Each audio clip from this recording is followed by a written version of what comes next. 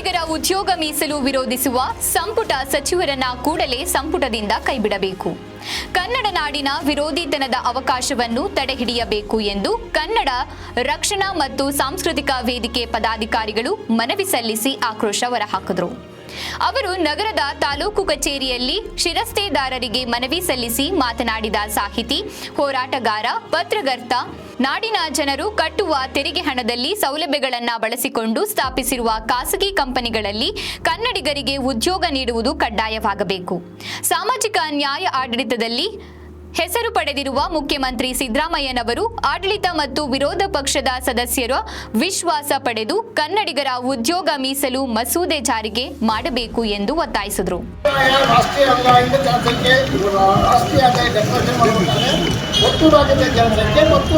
ರಾಷ್ಟ್ರೀಯ ಆದಾಯ ಕರಾದಾಯದಲ್ಲಿ ನಿಂತಿರುತ್ತೆ. ಈ ಕಲಿರೋಧವಾದ ಹಿಂದೆ ತಂದು ಗ್ಯಾರಂಟಿ ಕೊಟ್ಟು ಇನ್ನು ಯಾವುದಾದ್ರು ಫಿಕ್ಸ್ ಮಾಡಿ ಮಾಡಕ್ಕೆ ಹೋಗಿ ಜನ ಗೊತ್ತಿರ್ತಕ್ಕಂಥ ಮಾತ್ರ ನಾನು ರಾಜ್ಯ ಸರ್ಕಾರ ಯಾಕಂದರೆ ಇವರು ಬಜೆಟ್ ಮಂಡನೆ ಮಾಡೋದ್ರಲ್ಲಿ ಬಹಳ ಆಗಿರತಕ್ಕಂಥ ಒಮ್ಮೆ ನೀವು ಓಡಿ ಕನ್ನಡಿಗ ಅನ್ಯಾಯವಂತಹ ಒಂದು ಅವಕಾಶ ಉಂಟಾಗಿದೆ.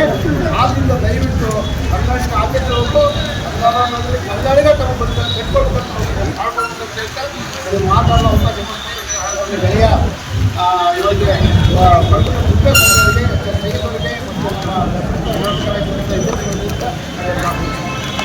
ಅಭ್ಯರ್ಥಿಗಳ ಬಗ್ಗೆ ಯಾರು ಮಾತಾಡ್ತಿಲ್ಲ.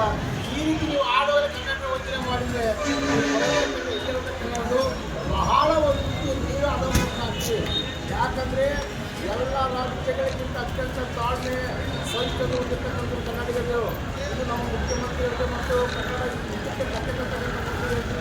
ಕನ್ನಡಿಗರ ತಾಳ್ಮೆ ಪರಿಚಯ ಮಾಡ್ತಾರೆ. ಭವಿಷ್ಯ ಮತ್ತು ಕಪ್ಪಲು ಕೊಂಡಾಗುತ್ತೆ.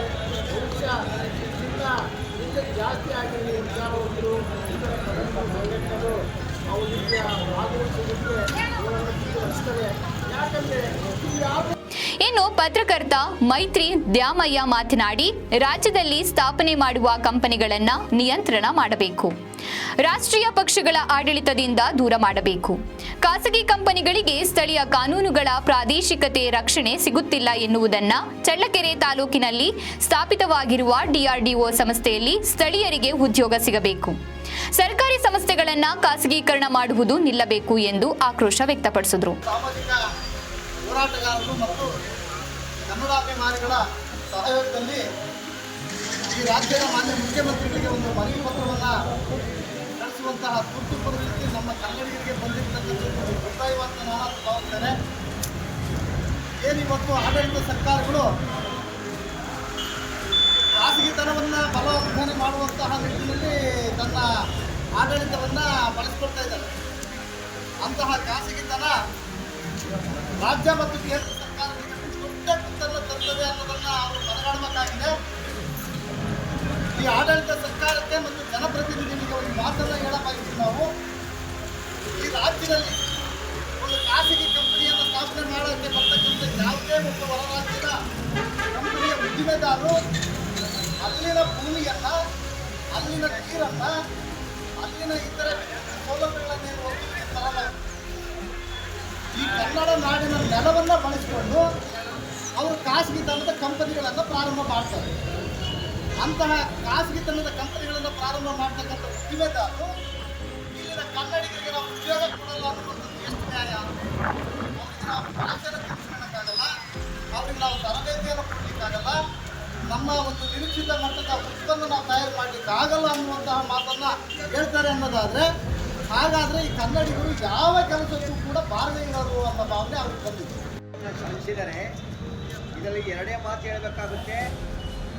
ಖಾಸಗಿ ಕಂಪನಿಗಳಲ್ಲಿ ಮೀಸಲಾತಿಯ ಸೌಲಭ್ಯವನ್ನು ಅದು ಕನ್ನಡಿಗರಿಗೆ ಕೊಡಲೇಬೇಕು. ಮೀಸಲಾತಿಯ ಸೌಲಭ್ಯದ ಮತ್ತು ಹುದ್ದೆಗಳನ್ನು ಅವರಿಗೆ ಮಾತ್ರ ಮೀಸಲಾಗಿಡಬೇಕು ಅಂತ ತೀರ್ಮಾನ ತೆಗೆದುಕೊಂಡಂತಹ ಈ ರಾಜ್ಯದ ಮುಖ್ಯಮಂತ್ರಿ ಸಿದ್ದರಾಮಯ್ಯವರ ಒಂದು ಕ್ರಮವನ್ನು, ಒಂದು ತೀರ್ಮಾನವನ್ನು ನಾನು ಮುಕ್ತಕಂಠದಿಂದ ಶ್ಲಾಘನೆಯನ್ನು ವ್ಯಕ್ತಪಡಿಸ್ತೀನಿ. ಆದರೆ ಅವರದೇ ಆದಂತಹ ಸಂಪೂರ್ಣ ಕೆಲವು ಸಹೋದ್ಯೋಗಿಗಳು ತಮ್ಮ ತಿಳುವಳಿಕೆಯಿಂದಾಗಿ ಈ ರೀತಿಯಾದಂತಹ ಒಂದು ತೀರ್ಮಾನ ಇದು ಜಾರಿಗೆ ಬರಬಾರದು ಅಂತೇಳಿ ಕೆಲವು ಖಾಸಗಿ ಕಂಪನಿಗಳ ಮೂಲಕ, ಆ ಮಾಲೀಕರ ಮೂಲಕ ನ್ಯಾಯಾಲಯಕ್ಕೆ ಹೋಗಿ ಅಲ್ಲಿ ತಡೆಯಾಜ್ಞೆಯನ್ನು ಕೊಟ್ಟಿರ್ತಕ್ಕಂಥ ಒಂದು ವಿಚಾರ ಏನಿದೆ, ಇದು ಅತ್ಯಂತ ಕನ್ನಡಿಗರ ಮೇಲೆ ನಡೆಯುವಂತಹ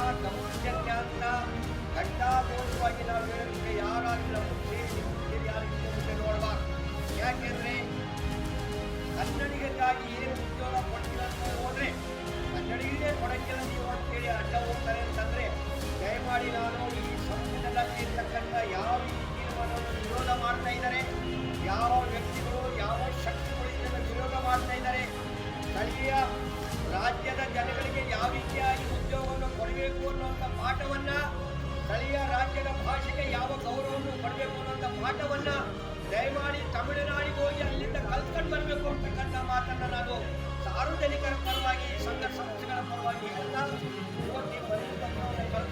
ತೀರ್ಮಾನ ಮಾಡಿರ್ತಕ್ಕಂಥ ಒಂದು ಸಾಂಸ್ಕೃತಿಕ ಸಂಘಟನೆಯ ಪದಾಧಿಕಾರಿಗಳಿಗೂ ಇಲ್ಲಿರ್ತಕ್ಕಂಥ ಹೋರಾಟಗಾರರಿಗೂ ಮತ್ತು ಸಾರ್ವಜನಿಕ ಬಂಧುಗಳಿಗೆ ಪತ್ರಿಕಾ ಮಾಧ್ಯಮದಲ್ಲಿ ದಯಮಾಡಿ ಇದು ಪೂರ್ತಿ ಚಿಕ್ಕದಾದರೂ ತೀರ್ಪು ದೊಡ್ಡದಾಗಿ ಆ ಮನವಿ ಪತ್ರವನ್ನು ತೆಗೆದುಕೊಳ್ಳುವ ಸಂದರ್ಭ ಔಷಧದಲ್ಲಿ ಕೆಲವೇ ಜನಗಳನ್ನು ಸೇರಿಸಿಕೊಳ್ತಾ ಇರುವುದು. ಇದೇ ಸಂದರ್ಭದಲ್ಲಿ ಕನ್ನಡ ಪರ ಸಂಘಟನೆಯ ಅಧ್ಯಕ್ಷ ಕೊರ್ಲಕುಂಟೆ ತಿಪ್ಪೇಸ್ವಾಮಿ, ಸೈಯದ್, ಪಾಂಡು, ವೀರೇಂದ್ರ, ಬಸವರಾಜ್, ಮೂರ್ತಿ ಇತರರು ಇದ್ದರು.